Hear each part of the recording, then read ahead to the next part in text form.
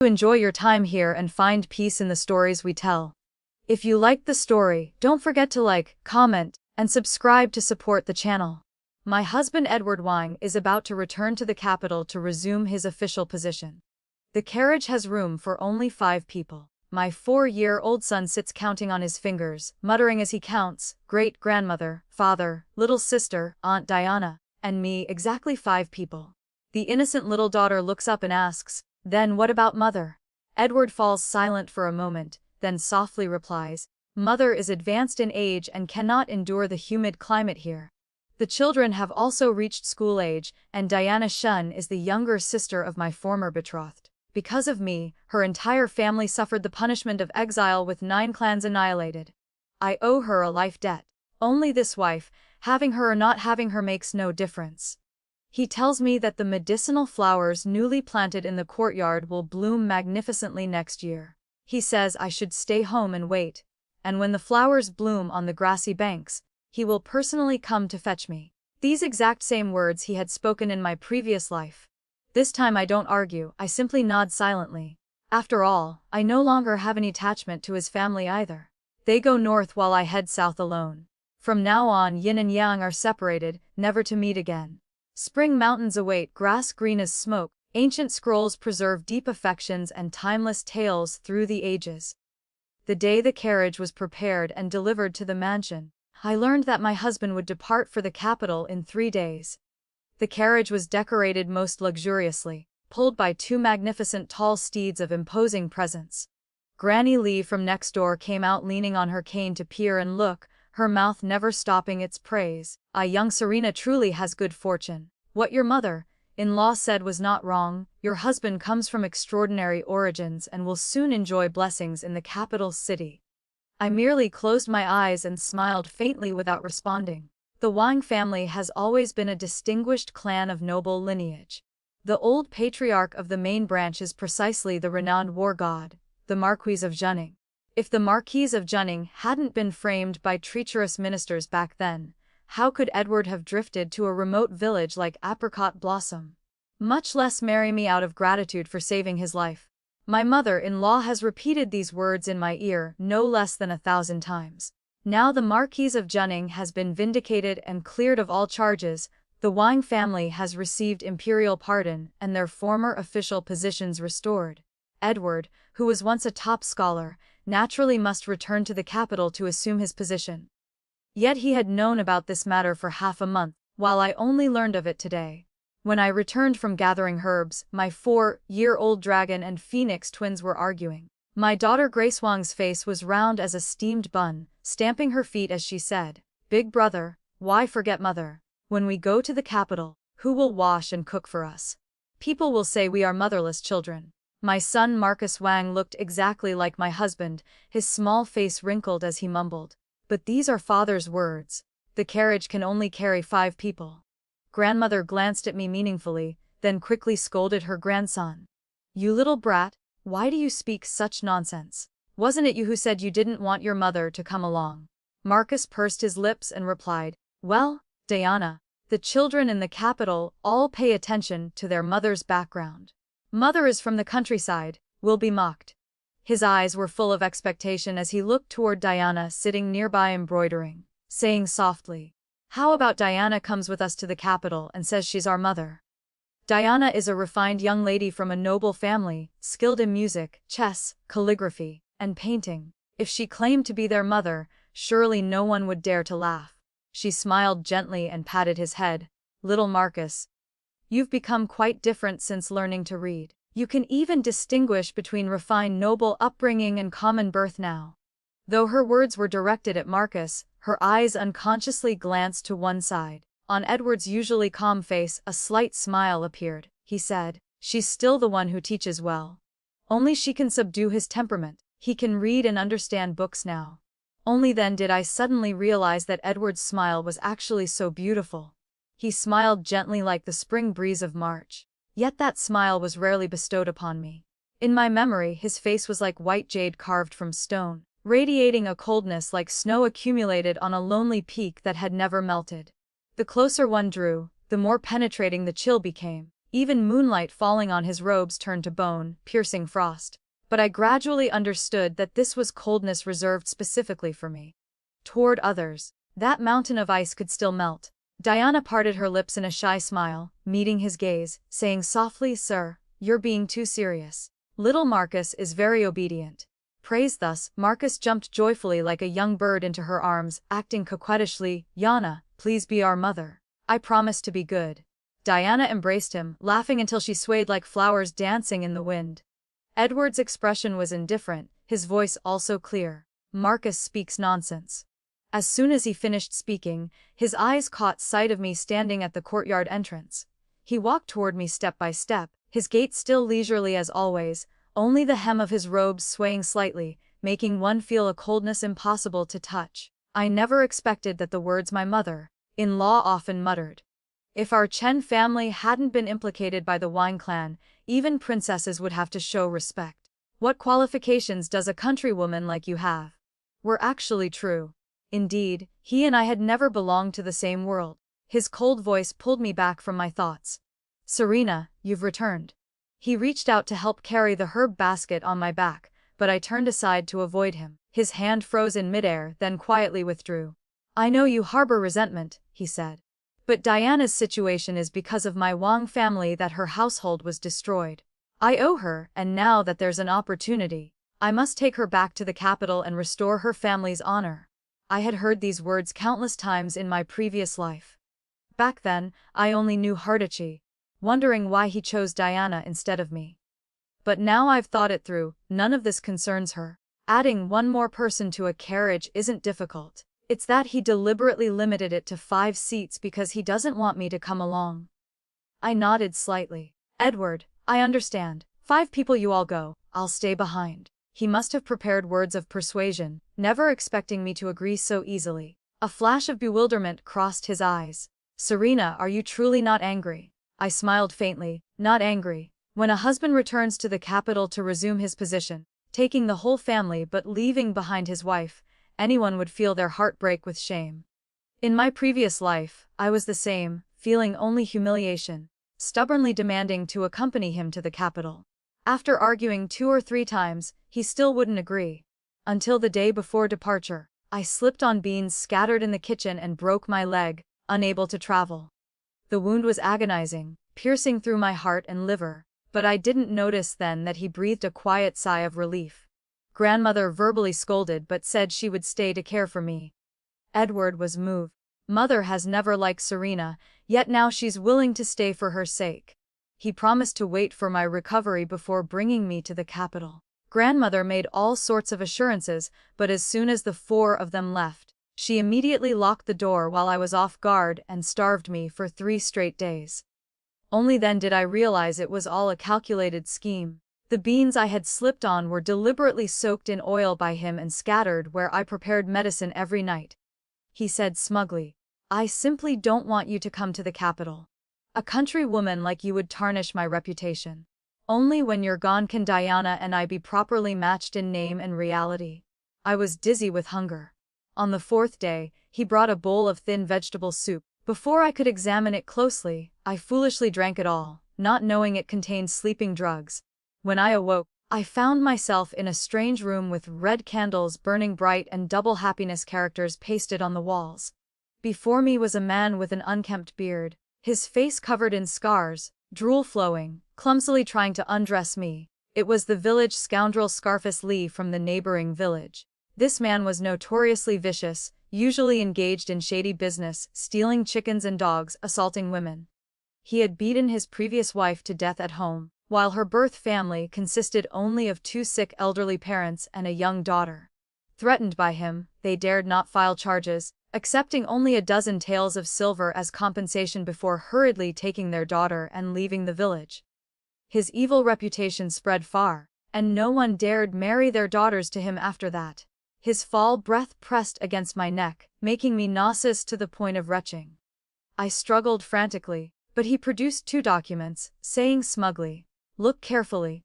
This is your divorce letter, and this is the marriage contract with me. Your mother has already married you to me and accepted the bride price of 10 taels of silver."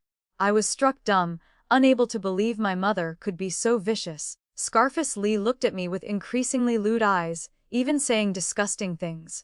Though you've been married before, you're still considered a tasty morsel. Marry me, bear me several children, and I'll treat you well. I was so furious my blood boiled and my liver burned with rage. Suddenly finding strength, I reached into my hair and pulled out a wooden hairpin, the only thing my foster father had left me. Inside the hollow pin was poison. The sharp point need only touch blood to take a life. This was the first time I killed someone. Scarface Lee stared wide-eyed, struggling and looking at me in his death throes. I saw the moonlight on the ground all stained red with blood, submerging my body in coldness. I lay there for a very long time. Only when dawn broke did I struggle to get up, longing for my 2 young children rising in my heart. It was precisely this yearning that gave me the courage to continue living. After killing Scarface Lee, I secretly buried him under the pear tree behind the garden. The corpse filled me with terror and revulsion. I searched his house, gathering all the provisions I could carry. I decided to set out for the capital. Fortunately, after passing through several villages, I encountered a merchant caravan recruiting cooks for the journey to the capital. That day was the Lantern Festival. Travel worn and weary, I finally set foot in the magnificent capital city that everyone praised. Lanterns blazed brilliantly, prosperity dazzling to the eye. I inquired everywhere and finally found the Wang mansion. I waited at the mansion gate and saw Marquis returning from school.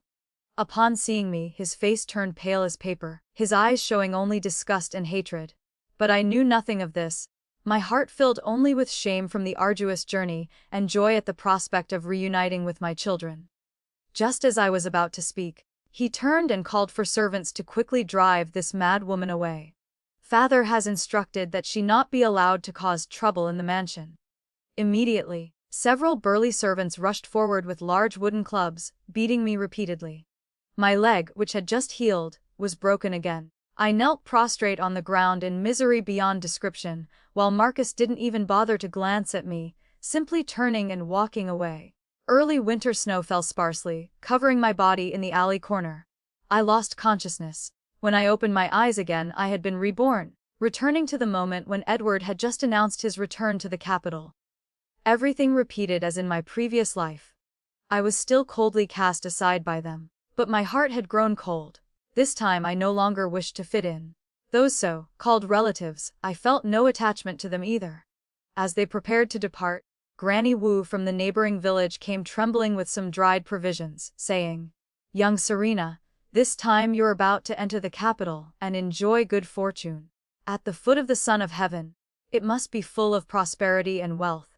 I gently pressed back into her hands the dried provisions she had saved by going hungry for my sake, saying softly, "Granny, I'm not going. You keep these provisions for yourself." Her cloudy eyes trembled slightly. She wanted to ask but held back, finally exclaiming, "Why not go? Is that mother-in-law of yours oppressing you again, not letting you accompany them to the capital?" "Fine, I'll find the village head to settle this matter justly." I shook my head, "No need. To tell the truth, I don't want to go anymore either." She was stunned, then seemed to understand something, laughing knowingly. "Not going is fine too. What's so special about the capital anyway? Not living with your mother-in-law is actually better, you won't have her prying and scheming every day." I pressed my lips together, the words I wanted to say swirling on my tongue before I swallowed them back. In my previous life, it was precisely Edward's mother who sold me to that scoundrel. So this lifetime, let her taste that same fate. That night, Lady Wang slipped and fell in the kitchen while cooking bird's nest soup, spraining her ankle joint and needing at least 3 months of bed rest. She ate the bird's nest while moaning. Which heartless person scattered beans in the kitchen like this? Edward's slender hand picked up several not quite round beans, his gaze resting on the bowl of bird's nest, his expression changing slightly as he asked coldly, "Mother, why were you cooking bird's nest at the 3rd watch of the night?" Lady Wang hesitated, her eyes darting around. "Well, it's because daughter-in-law's cooking is hard to swallow. I was hungry so I got up to cook something to drink for relief. Actually, living in this remote countryside for so long, I fear I'm growing old day by day and can't compare to the ladies of the capital, so I secretly stewed bird's nest for nourishment. But that bird's nest was precisely the betrothal gift my foster father had left me. After I married, she secretly stored it in her private room, keeping it as her personal property without sharing with anyone. I didn't expose her, only thinking, that bird's nest, you were never blessed to consume it, and you won't be going anywhere either. Edward was at a loss for words, offering a slight explanation. Tonight's dinner was cooked by Diana. Diana entered, her face flushed red. His mother-in-law quickly changed the subject with clever words. These beans, I picked them up during the day. Little Marcus wanted soy milk, so I selected the large, round ones to make tomorrow. But he arrived late and didn't hear her complaints earlier, inadvertently revealing the truth. Edward immediately set down the beans and said, if Mother accidentally dropped the beans, there's no point in blaming anyone. We should focus on how to treat this leg injury. Finally, I heard the words I wanted to hear. I stepped forward. In that case, Mother-in-law should stay behind. With me to care for her, you can return to the capital with peace of mind. The coldness in his eyes slightly softened, a faint smile appearing in their depths. That's good. Serena, you're always so thorough in everything you do. I responded in my heart. Yes, I will be thorough in sending your mother-in-law very far away indeed. On the day Edward departed, the sky was clear and jade blue. I stood to one side, silently watching Marcus and Grace drag their luggage outside by themselves. The two young children were at a lovely age, clutching cloth bundles, their small hands white and tender as lotus shoots, their small faces identical to Edward's, so adorable it was hard to dislike them. In the past, I would have rushed to help them with their luggage, arranging everything carefully. But now I only watched from afar, my heart cold as dead ashes. These children who had once been the treasures of my heart, after being reborn, my love for them suddenly turned to emptiness. We were clearly about to part, yet my heart felt no ripples. For the rest of our lives, I feared we would be separated by vast distances like heaven and sea, but I was no longer like in my previous life, with red-rimmed eyes reluctant to part. My heart didn't even stir the slightest wave. My foot was gently tugged. I looked down to see Grace lifting her pale, innocent little face to look at me. Mother, when I reach the capital, I'll miss you terribly. She handed me a wooden comb, saying, this was my 3rd birthday gift that Father made especially for me. Mother, please use this comb for your hair, as if Grace is right beside you. Marcus also ran over, clutching the small wooden horse he treasured most. Mother, my little wooden horse will stay with you too. I was about to reach out to accept them. But then I stopped. Ever since Diana entered our household, the children had grown increasingly distant from me. Usually, they looked at me with cold, indifferent eyes. It was always I who initiated conversations and coaxed them before they would say a few words. Yet now, just because I had been cold for 2 days, they clung to me as before. It was just too late. Edward looked at his 2 children, the corners of his mouth curving up in a slight smile. Serena, the children are both attached to you. But in my mind rose the scene from my previous life. Behind that departing family were Marcus's ice-cold gaze and Grace's figure huddled at the alley's end, silently watching as I was buried by wind and snow. The mother-child bond between us had long been severed. As a mother, it's hard to resent one's children, but one can stop loving them. This time, let it be the final severing of my heart's bonds with them. From now on, for the rest of our lives we would never meet again. Edward patted the 2 children's heads, his entire being seeming to melt in the early winter snow light. He stepped around the children and walked to stand before me, extending his hand in a rare gesture of wanting to embrace me. The familiar scent of snow pine on his person wafted past, the cold gleam of the jade pendant at his waist flickering slightly. I instinctively stepped back half a pace, silently refusing. His arm froze in midair, his eyes showing a flash of disbelief, then he sighed softly. Serena, if only you could understand me a little more. But my heart surged with violent waves. In this apricot blossom village I was absolutely the most reasonable, the most tolerant toward my husband. 2 years ago, Diana came to this place. Her elder sister, Elena Shen, had been Edward's original betrothed. The Shen family was implicated by the Wang clan and harmed by political enemies, leading to the entire family's exile with 9 clans annihilated. Only the second young lady, Diana, was protected by her maternal relatives and fortunately escaped disaster. After 2 years of wandering, she finally found Edward. That day, she threw herself into his arms, her face radiant, but her eyes lingered on Grace nestled in my embrace and Marcus riding his wooden horse in the courtyard. She hesitated, murmuring, "Brother-in-law, you've already married." When Edward nodded, her eyes reddened, but she still chose to stay. He once said that it was because of the Shen family's implication in our family's disaster that he owed her. Therefore, he was willing to shelter Diana until she married. I thought of my own loneliness in years past and felt moved to pity. But after she stayed, as time passed and she grew older, she no longer showed interest in marriage matters. Her gaze toward Edward became strange. When no one was paying attention, her eyes would follow him with longing. I began to feel uneasy.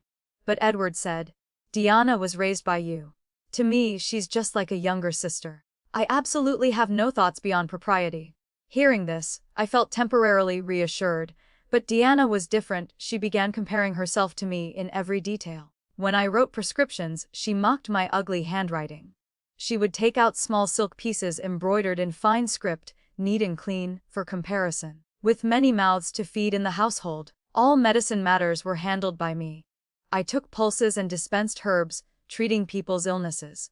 Every coin I earned was used to support the entire family, yet she stubbornly embroidered and sold handkerchiefs, determined to compete with me in everything. Thinking of Edward's promises, I didn't mind at all that she had no relatives left in the world. Because the person she always remembered was Edward, who now had a wife and family, so she should have something to cling to for survival. But then, everything gradually changed. I never expected that my mother-in-law had always considered me a social climber and had long planned for her son to divorce his wife and marry someone else. Whenever I was absent, she and Diana would tell the children about the prosperity of the capital, how everyone wore silk and brocade, ate refined food, spoke with erudition, and carried themselves with elegant grace, completely different from the rustic countryside. The two children gradually developed their hearts' yearning for that place. They listened so much that they memorized it all and began comparing their mother's background. They considered me, a rural woman, something to be ashamed of. From love turning to disgust, I discovered when my children's had changed. It was already too late. I once thought of arranging Diana's marriage early to bring peace to the household. Edward appeared troubled. "There are no suitable men in Apricot Blossom Village. I don't want to bring shame to her." He said she had lived in the countryside too long, and missing the capital was understandable. When he spoke these words, his eyes showed an undisguisable wistful longing. I thought to myself, people from the capital will always be people from the capital. There's nothing wrong with homesickness.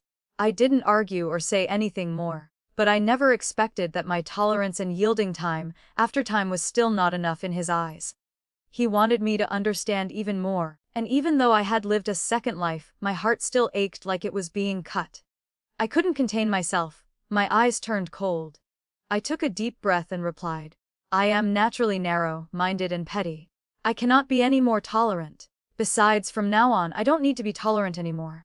Edward's face suddenly stiffened. He was about to say something when Diana approached. She wore a moon-colored silk dress, standing beside Edward in his elegant blue robes. They looked like a perfectly matched pair. She smiled gently, helping him smooth non-existent wrinkles in his clothes, but her words were clearly directed at me. "The provisions for the journey. I have prepared everything. I've also packed extra medicinal herbs and cold remedies. Your husband's writing materials, I have also wrapped them all carefully." She bustled about like a true mistress, attending to every detail of the journey. In the past, I surely would have been driven to madness with pain, fighting to claim each of these tasks for myself. But now, I no longer care. Diana has never been a rival competing with me for anything. On the contrary, I should thank her. It's through her that I finally saw clearly that Edward's heart never held a place for me. The entire Wang family from beginning to end never considered me a member of the household. The only thing that truly pained my heart was that the two children I had labored to bear ultimately leaned toward another person, standing in opposition to their own mother. Edward unconsciously stepped back, avoiding Diana's hand. His deep eyes looked at me with what seemed like surprise, but I remained indifferent, avoiding that gaze, only silently watching the two children laughing and playing on the carriage. From now on, both sides will be emotionally severed like water.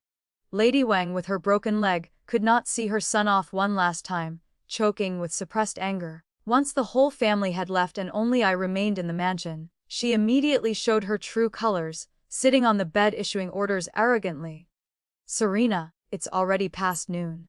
Why haven't you quickly stewed me a pot of chicken soup? Remember to add some cordyceps I had you dig up last time for nourishment. Don't forget to fry a few of those eggs that Granny Lee brought over for you." She continued chattering incessantly, talking for a long while before noticing that I hadn't responded with even half a word.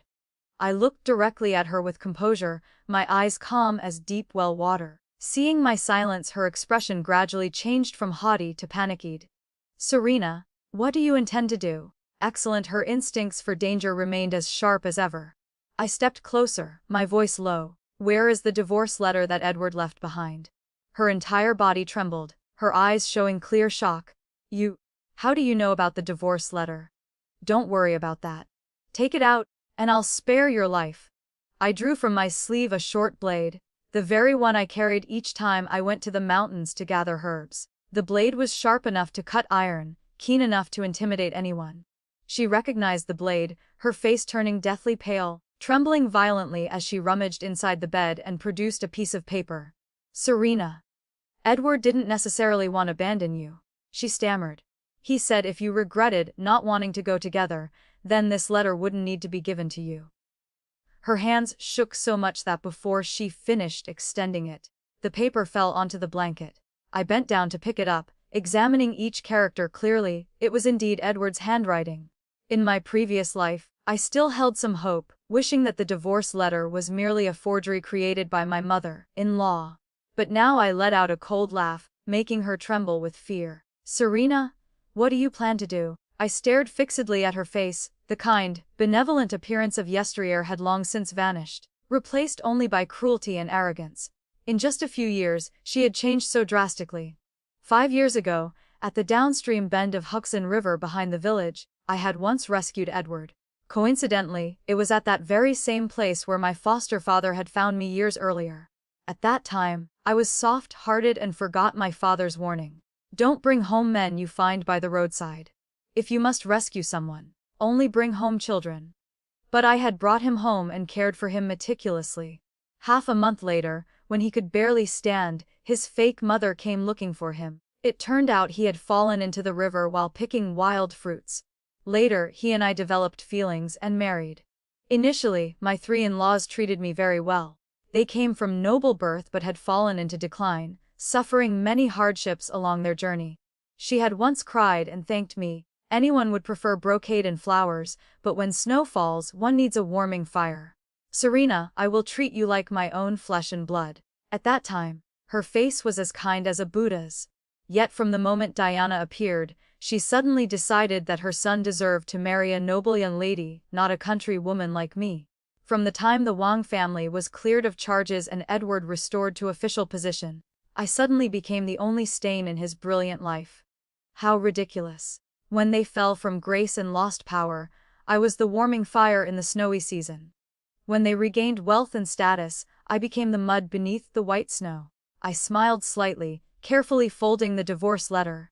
She was so frightened she collapsed limply on the bed, soft and strengthless, as if her entire body had melted into the bed curtains, her shadow on the wall trembling faintly. "Serena, what do you ultimately want to do?" I took 2 pills from a porcelain bottle and forced them into her mouth, saying softly, naturally.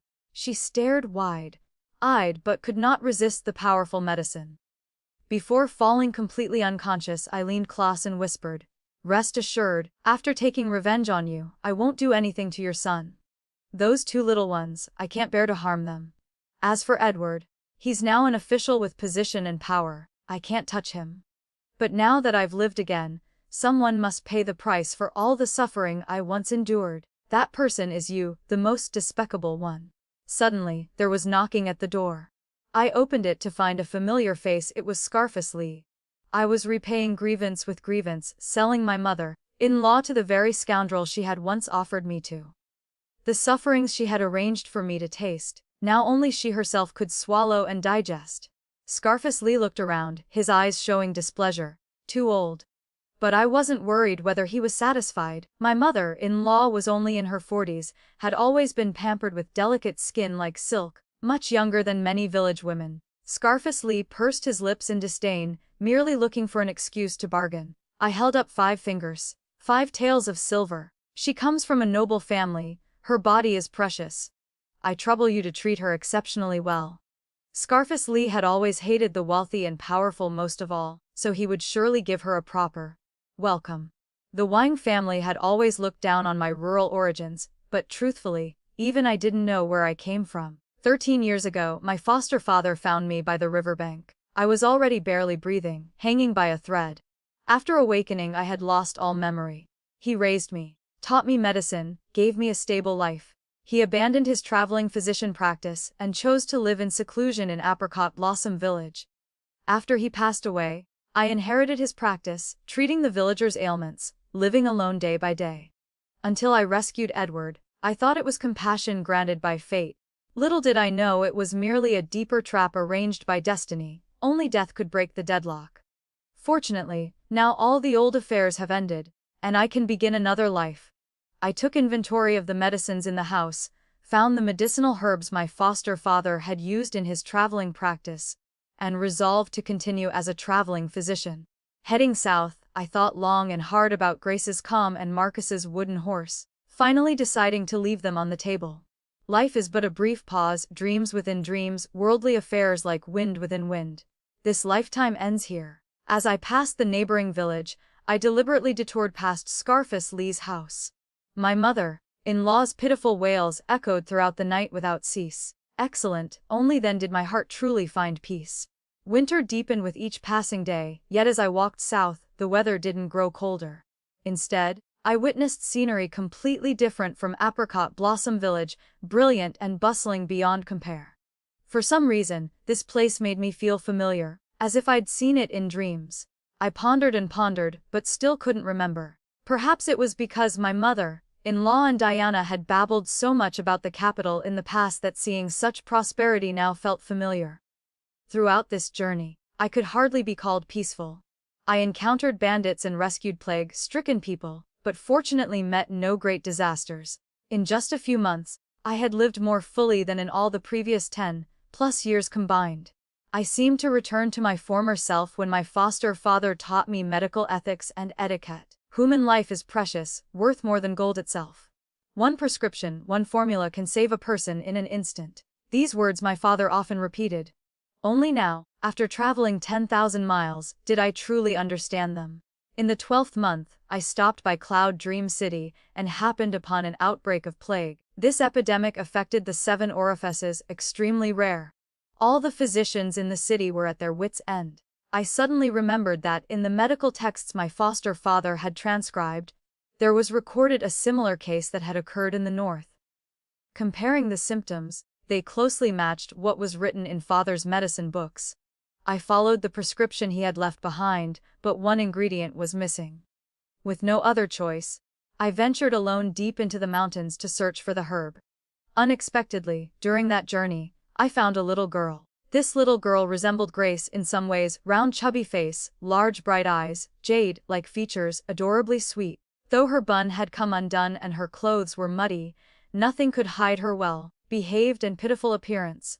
I suddenly remembered my father's advice. Don't bring home men from the roadside, but children you may. Years ago I didn't listen, brought home Edward, and ended up ruined for life. This time I decided to heed his words and bring home a little girl. The child wasn't injured, merely sleeping. When she awoke, she clung to my arm with a soft voice. My name is Lily, the character for hope, in hoping for sunrise. She was deeply aggrieved, her eyes brimming with tears, choking back sobs. I heard father is about to marry, and the servants say the new lady doesn't want me anymore. I want to find mother. I asked where her mother was. She answered in confusion. I've never seen mother. Father said mother went far away and will return when I grow up to see me. My heart suddenly ached, remembering how lonely I had been when father found me years ago. I decided to take her in. Afterward, I brought the prescription and her back to treat the plague. Fortunately, father's prescription was indeed effective. News of me and the small medicine box spread through every street and alley. Before long, Cloud Dream City came back to life. Just as the court dispatched envoys to handle the epidemic, it had already been suppressed. I was respected by the local physicians and officials like an honored guest. Unexpectedly, just as I led Lily into the great hall, someone detained us, shouting loudly, "How dare you kidnap the little princess?" I stared at Lily in shock. I thought silently. Weren't you a pitiful child abandoned by your father, without a mother? You never said you were a princess. The physicians and officials immediately stood up in my defense. Divine Physician Serena has great merit in suppressing the epidemic. She is kind and compassionate, she would never kidnap children. There must be a misunderstanding. We hope the Marquis of Junning will be magnanimous and forgive this matter. I looked up at the leading figure. Tall in stature, wearing black brocade robes, clearly dignified in bearing, with sword-like brows and bright eyes, lips red as cinnabar, extremely handsome features. Only his expression was cold, his aura like covering frost, making people dare not approach. I was considering how to speak, when suddenly someone stepped out from behind him, still wearing the same light blue long robe, with the same elegant bearing. It was my former husband from my previous life, Edward, whom I had sworn never to meet again. I looked at him once more. Previous Cedar had considered him a gentleman, gentle and refined like an immortal. But today, compared to this extraordinarily handsome Marquis of Junning, Edward was no different from any nameless passerby. Suddenly I remembered, wasn't the Marquis of Junning precisely the head of the Wang household that my mother-in-law always mentioned? So Lily was his beloved daughter. Edward frowned and spoke. "Serena, why are you here?" "Divine Physician, is it her?" I had nothing to say to him, merely nodded indifferently and remained silent. Behind us, Lily suddenly burst into tears and ran swiftly forward, throwing herself into the Marquis of Junning's arms, calling out coquettishly, "Father, Lily missed you so much." The Marquis of Junning stepped forward and gently lifted her up. "Little Lily, did you have fun?" She nodded, cheerfully pointing toward me with a voice full of pride. "Yes, thanks to her. Father, look. This is the mother I found for myself." The entire great hall suddenly fell into silence. The father bearing the title of Marquis smiled slightly, but the smile didn't reach his eyes. His phoenix eyes casually swept over me, deep and cold as snow-covered ground, making me quickly lower my head as a sinister chill rose along my spine. Only when those ice-cold eyes moved away did his words make me almost unable to believe my ears. "My Lily is indeed clever and astute. She not only knows how to choose a teacher, but also found herself a mother. Father thinks the person you chose is quite good." The attendants behind him seemed accustomed to such situations. They all lowered their heads to suppress their laughter, the corners of their mouths twitching uncontrollably. Only Edward's face darkened, his hands clenched as if wanting to crush something. Lily was overjoyed, lifting her head proudly to introduce. "My mother's name is Serena, and my father's name is Vincent Wang." When his gaze fell upon my face, deep and mysterious as if concealing something unfathomable, I had no desire to investigate further. The banquet was only halfway through when Lily began nodding off drowsily. Vincent intended to take her back to her room, but she clung to my hand, acting coquettishly and insisting I coax her to sleep. With no other option, he softly asked for my help, and I immediately nodded in agreement. Behind us, Edward quietly set down his chopsticks, his expression gloomy. After Lily fell sound asleep, I left the room to find Vincent standing in the moonlight, his tall figure like a pine tree. He handed me a wooden hairpin. I touched my hair and indeed found nothing there. I must have dropped it during the meal. "Many thanks, Lord Vincent." When I took the pin, my finger accidentally brushed against his palm. His hand trembled slightly, his fingertips pale white. His deep voice resonated. "Lily has never had a mother. She's been sensible since childhood, never close to anyone except me. Yet now she's so affectionate with you. I think you two are very compatible." I thought of Lily's coquettish manner, exactly like how little Grace used to cling to me breathlessly. If Diana hadn't appeared back then, perhaps Grace would still be like that now. I sighed softly. "Lily is a good child. I like her very much." Vincent nodded. "No one could dislike her." Then he smiled slightly and continued, "In half a month, I'll return to the capital. I wonder if Divine Physician Serena would be willing to return to the capital with me." He smiled, his eyes sparkling like stars, his face like a painting that left people speechless. "Under my name, I have quite a few properties. I could open a private clinic just for you." The night wind blew gently, his words like a tender invitation. "I once dreamed of having my own clinic, but my purse is rather empty." I shook my head. I won't go to the capital. I'm just a commoner, my status far different from Lily's. I don't want a moment of sentiment to lead to social climbing and ruin the bond between the child and me. I spoke decisively. I will travel throughout the mountains and rivers, north and south. If fate wills it, we'll naturally meet again. Lord Vincent smiled slightly, as if he had seen through everything. With the Marquis of Junning's status, in just one night he had probably investigated my background thoroughly. I held back for so long before finally blurting out the truth. Actually, I truly don't want to have any connection with anyone surnamed Wang. Especially someone like Edward who came from your household. He's gained just a little status and already so arrogant. How much more different from me would the head of the Wang branch be? Wouldn't the difference be like mud compared to jade? Fortunately, Vincent didn't make things difficult for me. He only left behind one phrase, "Why ask about worldly matters? This life is but a dream anyway." Then turned and walked away. I strolled leisurely around the lotus pond, meeting Edward again today. What surprised me most was that my heart couldn't stir even the slightest wave. In my previous life, this karmic bond had tormented me to a tragic death, yet in this life I could let go so easily. Just then, from the other side of the lotus pond, Edward approached, his appearance like cold jade, his bearing elegantly aloof. "You've left Apricot Blossom Village. Have you obtained the divorce letter yet?" Perhaps due to the spring breeze, I faintly detected a hint of bitterness in his voice, but then told myself I might have misheard. I nodded. "Yes, I have it. Will you return to the village?" "I have something more trouble in my heart," I said. He nodded slightly, his eyes showing a trace of moisture. "You're gone now. My mother may have offended someone and was taken by a ruffian. When I returned, she was already gone. Fortunately, you remain safe." His words were filled with regret, unable to find peace over his mother's death. I secretly breathed a sigh of relief. Now that he had restored his position, he knew nothing of what I had done. For me, ignorance was actually better. One less matter is better than one more. But his words only made me more resentful. When his mother was in Apricot Blossom Village, he would return to find her. But in my previous life, he never once thought of returning to see me. How absurd.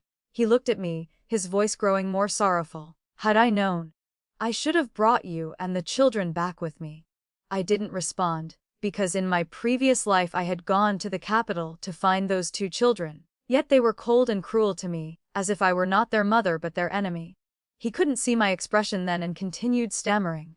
I miss you too, Serena. Would you be willing to return with me? I've already helped Diana arrange her marriage. When we return to the capital, I'll arrange her wedding." A gust of wind blew past, carrying away his words. I lowered my head as if I hadn't heard clearly. Diana wasn't the obstacle between him and me. It was that he had never truly loved me. "What did you just say?" Edward's face flushed red, not daring to repeat his words, only saying absently, "The medicinal flowers in the garden have bloomed, very beautiful. It's a pity you cannot see them." Those were the flowers I planted to commemorate Marcus and Grace's second birthday. I had tended them day by day. Yet in both lifetimes I never got to see them bloom. I lowered my head, but soon thought it through clearly. Those flowers were planted by me. Now that I live well, the flowers bloom magnificently too. This is better than standing before brilliant blossoms and silently shedding tears. Now both the flowers and I are flourishing in our separate directions. 3 days later, Lily would return to the capital. When she heard the news of our impending separation, she cried for a while. I prepared some pastries to console her, but unexpectedly she only ate one pine nut candy, and then smiled brightly. "I like this. It tastes better than the candy in the capital. When I return to the capital, I'll take them all with me." I was stunned. Then she popped another candy into her mouth, squinting her eyes and reaching up to touch my cheek. "Lully has already been coaxed to sleep by mother. These 10 days of having you as my mother, that's enough." She hugged me, her small body nestling into my arms. "Father said you are my free friend. I cannot use power to keep you by my side. I must respect your wishes. It's just that Lily is a bit reluctant to leave you." She sobbed softly, her warm tears soaking my neck and making my heart tremble slightly. I stayed up all night sewing her a complete outfit and shoes, finishing just in time for her departure day. Lily happily embraced the clothes and climbed into the carriage, but when she turned around, she quietly wiped away her tears. "Mother Serena, Lily will miss you. You must stay safe and live to 100 years old. I suddenly remembered that she had once asked what my greatest wish was. At that time, thinking of my previous life's brevity and suffering, I had simply answered, to live to 100 years old. I never expected she would remember so clearly. I suddenly burst into tears like a broken dam. Ever since my foster father passed away, this feeling of being cherished and remembered by someone, I had never experienced again. 2 handkerchiefs were offered before me. I looked through red-rimmed eyes for a moment, then finally reached out to accept the one from Vincent. After all, a stranger was more intimate than my former husband. Wasn't that right? Edward's cold expression suddenly collapsed, waves rolling in the depths of his eyes, but in an instant it became still as death again. Vincent chuckled softly. When this man first appeared, he was extremely cold, even colder than Edward. But after spending time together, I learned he smiled often, completely opposite to his initial impression. I had some doubts, but thinking again, someone capable of raising such a clever and spirited daughter as Lily surely couldn't be truly cold-hearted. After Lily left, my life returned to its usual tranquil rhythm. The epidemic was officially over. I had grown accustomed to life in Cloud Dream City, but after she left, every step seemed to echo with her cheerful chatter. My heart felt as if it were soaked in vinegar, bitter and sour with pain. I bid farewell to the physicians who had fought the epidemic alongside me and set out once more. My compass was broken and I had intended to head south, but after a month I arrived at Linen City, realizing I had lost my way. I planned to buy some medicinal herbs and provisions. I could still leave the city tomorrow, when I suddenly noticed a proclamation posted on the city wall offering 1,000 gold pieces for a renowned physician to save a life. I immediately took the job. Though the 1,000 gold was tempting, I genuinely wanted to treat illness and save lives. When I arrived at the mansion, I discovered the patient was Vincent, who had returned to the capital just a month earlier. Lily saw me and immediately burst into tears, rushing forward. "Mother Serena, I sent you a letter." I remained silent. They had just left when I also departed, so how could I have received her plea for help? Vincent lay in bed, his complexion pale green, lips colorless, covered in cold sweat, weak and unlike his usual self. Lily tenderly wiped her father's perspirations. Father suddenly fell ill. The doctor said it was a cold, but after taking medicine, he only got worse. The imperial physician in the capital hasn't arrived yet. The wind blew open his robe, revealing waning purple veins faintly visible beneath. Only then did I realize he wasn't suffering from illness, but had been struck by a rare poison. This type of poison is very difficult to identify and easily mistaken for a cold. By the time the poison marks appear, it has reached a critical stage. Fortunately, I enjoyed studying ancient medical texts and had read about this poison, so I immediately prescribed an antidote. That evening he regained consciousness, his voice still weak, but his gaze toward me seemed to contain an entire galaxy of stars, gentle beyond measure. This time, both I and Lily have been saved by you. I shook my head slightly. There's still one ingredient missing that cannot be found anywhere around here. Lily, who had been smiling upon seeing her father awaken, immediately lost her smile. She looked at me with tearful eyes, her large round eyes red-rimmed, following me constantly. Not wanting to see her cry anymore, I said softly, "I'll accompany you back to the capital to cure your father completely." I had never imagined there would come a day when I would return to the capital, the place that had been the beginning of so many past calamities. Fortunately, the medicinal supplies here were extremely abundant. When old Lady Wang received the letter, she had prepared everything. Vincent only needed to take medicine for half a month to fully recover. That day, just after I finished preparing the medicine, a servant came to call, "Divine Physician Serena, you have visitors." The visitors turned out to be Marcus and Grace. The 2 children ran to embrace me, followed silently by Edward. Both wore precious brocade robes, their eyes red-rimmed as they looked at me earnestly. "Mother, we missed you so much.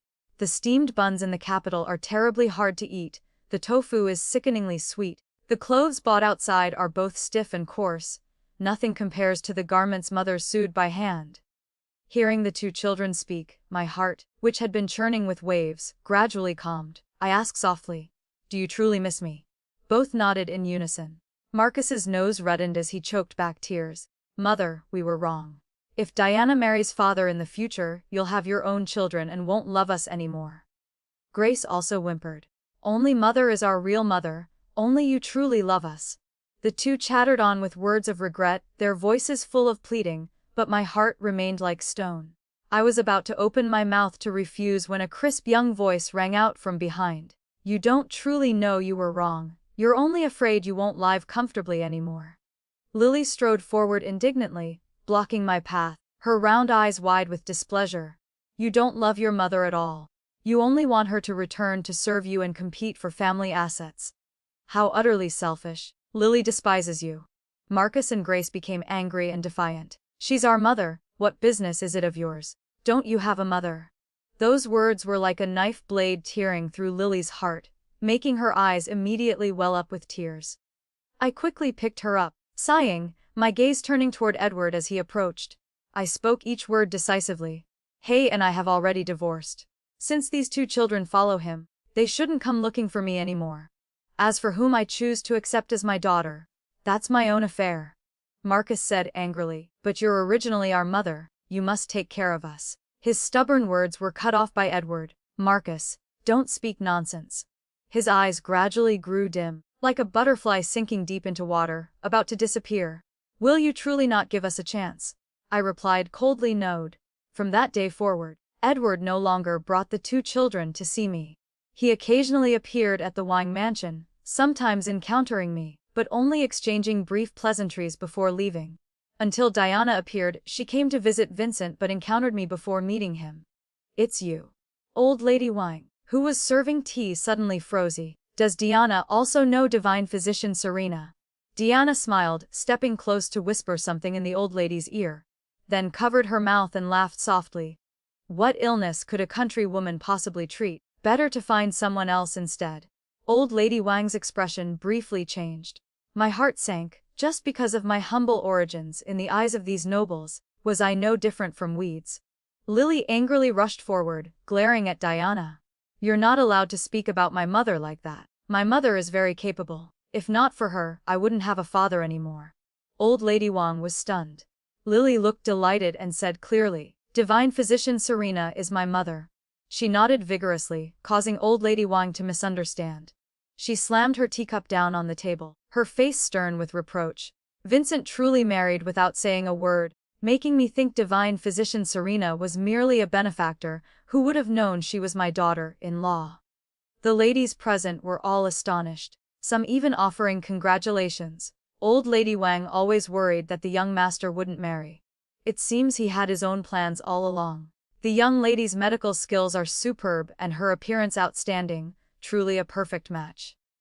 I was about to explain when a lady in purple silk robes with a dignified bearing suddenly stepped forward. Her expression serious, a few strands of hair stuck to her forehead with perspiration. May I ask which region Divine Physician Serena is from? Her voice carried urgency. Your eyes never leave me, you and my son truly resemble each other. Old Lady Wang of the Wang family also suddenly realized, clapping her hands. No wonder I felt you looked familiar when we first met. Looking carefully now, you truly bear 3 parts resemblance to the Grand Tutor's wife. Someone exclaimed in amazement, almost speechless. Exactly like cast from the same mold as the Grand Tutor in his youth. I was stunned, remembering the flower-shaped birthmark on my hand. When the Grand Tutor's wife saw that mark, she embraced me and wept bitterly. All these years, your mother has suffered so much searching for you. By pure chance, it turned out I had found my birth parents. The banquet celebrating Vincent's recovery transformed into a banquet for my family recognition. Grand Tutor Chen hurried from Nankin, and upon seeing me once, immediately confirmed, there's no mistake, the resemblance is unmistakable. My parents' tears moved me, bringing tears to my own eyes as well. I helped my mother stand, seeing Vincent smile comfortingly while simultaneously preventing Edward from approaching. This gesture pleased me greatly. After acknowledging my ancestral roots, I immediately related my past divorce from Edward. When my parents heard that he had returned to the capital to resume his position while abandoning me, they became so angry they smashed their teacups. That Wang fellow appears scholarly on the surface, but has the heart of a wolf. No wonder Yanzhou and Nangxia no longer value him. They must have long seen through his nature. These matters I had never heard Vincent mention before. Though the poison in his body hadn't completely cleared, I still came daily to the Wang mansion to treat him, but I assigned the medicine preparation to others. Lily remained as affectionate toward me as before, not looking down on me for my former lowly status, nor growing distant now that I had reclaimed my noble identity. I taught her to distinguish various medicinal herbs. Suddenly I heard Vincent say softly, "Diana is about to marry." He squinted and continued, "Once she's married, perhaps she'll cure her habit of spreading gossip and slander." Only then did I realize he had been angry because Diana had spoken ill of me in front of old Lady Wang the other day. His eyes looked at me gently, no longer carrying the distant coldness of before. But immediately afterward, Edward came looking for me several times, saying he wanted to rekindle our old relationship. That past matters couldn't be counted, that for the children's sake I should give him a chance. My parents, upon hearing this, personally went to the mansion to lecture him severely. In conclusion, let the past rest in peace. Please don't come disturb her anymore. Only then did he finally let go, though he still often intercepted my path home, pretending to inquire after my health and show concern. It seemed he had suffered many setbacks in the political arena, and his character had changed as well. The man who once made villagers marvel at his gentle scholarly demeanor years ago, not a trace of that remained. I thought it over. If I had rescued this current version of him back then, I probably wouldn't have brought him home. The two children were also gradually influenced. What they anticipated was no longer mother-child affection, but wanting to use the name of being my children to curry favor and gain benefits from me. To make me turn around, the three of them united in treating Diana coldly. Edward even proactively suggested marrying her off. When Diana flew into a mad rage, the one who had forced her into marriage came looking for me. She hid in the carriage and held a knife to my throat, hissing, "You've been abandoned. Why do you keep clinging on? For what reason?" "Because of him. I was exiled with the 9 clans and wandered for 3 years searching, only to finally see him married to you. Now I've worked so hard to make him abandon you, coaxed away his children's affections, just managed to turn the situation around. Then you resurface and change everything again." She waved the knife blade frantically, her words incoherent. "Do you think I truly loved those children you bore? I only endured and suffered because I wanted to become their stepmother. Yet I was still despised." The carriage stopped beneath the willow trees in a small alley. Just then Edward's voice came from outside the carriage. "Serena, I've done as you wished and arranged Diana's marriage. Between her and me, there never were romantic feelings." These words only made Diana angrier, her grip on the knife tightening, the pain at my throat becoming sharper as blood began to trickle out. "So it was you who forced me into marriage." Just as the blade was about to strike, a fan suddenly knocked her wrist, causing the knife to fall. The carriage curtain was pulled aside and Vincent stepped in. Seeing the blood on my neck, his brows furrowed tightly as he quickly stepped forward to embrace me. As he turned, I saw the water's surface ripple and immediately called out a warning. Vincent turned to shield me, taking a sword strike meant for me. The Marquis had just recovered from poison and now was wounded again, blood soaking his sleeves, yet his expression remained calm. He only said mildly with reproach, "Edward, I don't want to see this happen again. A good horse doesn't turn back to eat old grass, especially when the path ahead offers much better pasture." Though I said nothing, word of Diana injuring Vincent spread. Her former betrothal was hastily cancelled, fearing guilt by association. The troubles Edward had brought ultimately angered my father, Grand Tutor Chen. Edward had claimed to be upright upon returning to the capital, but he was overly ostentatious and offended many people. Now the Wang family didn't want to protect him, and he had also angered the Grand Tutor. He faced continuous attacks at court and was eventually demoted and transferred far away. He left the capital quietly, taking the 2 children and a mentally unstable Diana. I didn't see them off. He had someone deliver a letter to me. I wronged the Shen family. I wronged Diana. I once resented fate and pitied my mother's hardships, but I forgot her feelings. After coming to the capital, I dreamed many times of her drying herbs while I copied medical texts, with Marcus and Grace playing happily beside us. That was truly the life I had longed for. I just mistook it for ordinary happiness back then. If there's a next life, I will never fail anyone again. I calmly read the entire letter, then threw it into the fire with just a soft, umph. I don't know when Vincent had been standing in the study, also giving a cold The wound on his body has now healed, so I no longer have reason to visit the Wang mansion daily for medical consultations. When he brings Lily along, I'm still somewhat gentle, otherwise there's nothing worth being courteous about. Vincent took another step forward, looking at the characters I had just written. Cunning is no match for sincerity. Then he lightly scratched his nose, his jade-like face showing a hint of red, though it quickly returned to normal composure. That day when Diana stabbed him severely, Vincent had said something that shocked everyone. Serena was originally my childhood betrothed. If I hadn't been kidnapped by villains back then and lost my memory, how could I have let her suffer harm? These words left both Edward and me speechless. After asking my mother, I learned it was true. That year when I went missing, the old Marquis was wrongly imprisoned. Vincent changed his name and enlisted, not only achieving great merit but also clearing his father's wrongful charges. As for Lily, she was the daughter of a deputy general under his command. Her mother died at birth, and her father died in battle, so he brought her home to raise. He had known my identity early on but kept it secret. He waited until the Thanksgiving banquet at the Marquis' mansion, when guests were gathered in full attendance, to deliberately arrange for my mother and me to recognize each other. All the elders in the capital knew of our childhood betrothal, so from then on I could hardly refuse. I bit my teeth hard, looking into Vincent's peach blossom eyes. Just his light smile was enough to stir hearts. I asked, "You recognized me from early on, didn't you?" He was silent for a moment, then took my hand, his eyelashes lowered. "I didn't deliberately hide it from you. When we first met, I thought you looked similar but didn't dare confirm, fearing it was just wishful thinking. Only when you played with Lily and revealed the birthmark on your hand did I dare believe for certain." Then he embraced me, leaning against me, his voice full of grievance. "When we were small, you always followed me calling Big Brother. Even after losing your memory, you still wanted to find the Wang family. I only regret not meeting you sooner." Then he leaned close to my ear, whispering by my lips, "The first time I saw you again, I knew." My moonlight had finally returned to my side. Just as he finished speaking, Lily suddenly ran over, catching sight of this intimate scene. She quickly covered her face and ran away, both shy and loud. How embarrassing. Mother and father are so shameful. A true love recognizes and nurtures the authentic self, while toxic relationships demand you diminish who you are. Serena's journey from Edward's conditional love to Vincent's unconditional acceptance shows that self-worth cannot be built on others' approval.